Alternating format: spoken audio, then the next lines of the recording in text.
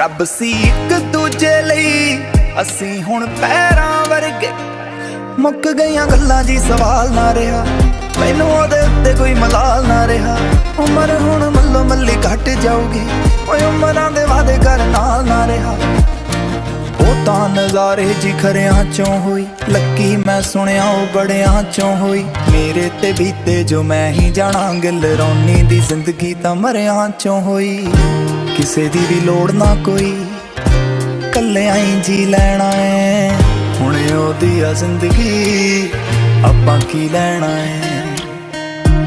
ਯਾਦਾਂ ਸਹਾਰੇ ਜੀ ਲੈਣਾ ਏ। ਹੁਣ ਉਹਦੀ ਆ ਜ਼ਿੰਦਗੀ, ਆਪਾਂ ਕੀ ਲੈਣਾ ਏ। ਯਾਦਾਂ ਸਹਾਰੇ ਜੀ ਲੈਣਾ ਏ। ਹੁਣ ਉਹਦੀ ਆ ਜ਼ਿੰਦਗੀ,